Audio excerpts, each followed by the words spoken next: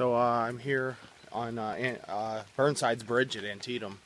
This is an extremely famous bridge that held up the Union attack on the extreme left wing of the Union Army as they tried to get on to over here, and because you could just see the topography here and how it works. You can see the Union troops were on this side over here, all trying to get across.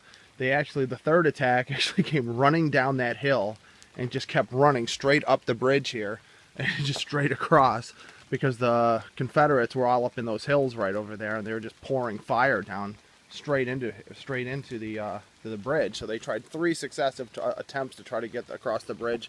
For 3 hours they were held up here, the Union attack, and that cost them the battle. They could have won the battle if they had just gotten across here quicker, but they didn't want to cross the stream or something like that and get their feet wet or something crazy. I don't know. It's kind of frustrating to look at even after all this time. So the Confederates had a small number of men. There were a lot of men up there, but they just concentrated their fire in a small area. It was sort of like the movie 300, where you had to try to get through a small passage and try to get across the bridge. The 54th Massachusetts had to do the same thing at Battery Wagner in South Carolina when they were attacking. That's the 1st Black Regiment that went into combat, and they were forced to go into a narrow area. So General Burnside was held up here. He finally got across. This is kind of a good story. He got across. They finally pushed him across and got over there, and the troops started forwarding across and going over and getting in, and they thought they were going to win the whole battle. They thought they were going to roll up the Confederate right wing and try to win the battle. And General Lee was watching this, and he didn't know what to do, and somebody was behind General Lee, and they go, "Oh my God, what's that?" And it was dust up in the air in the sky, and he goes, whose colors are those?" he asked.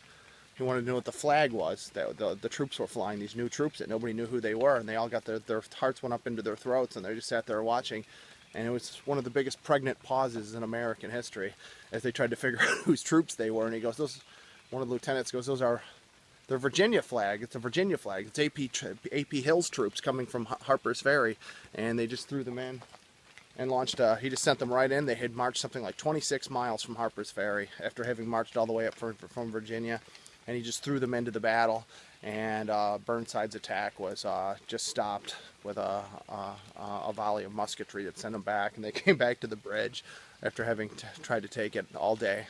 3 hours they spent at this bridge trying to get across, and all these dead men here, and that's all they had for it. They just came back, and the battle ended, and that basically ended the Battle of Antietam.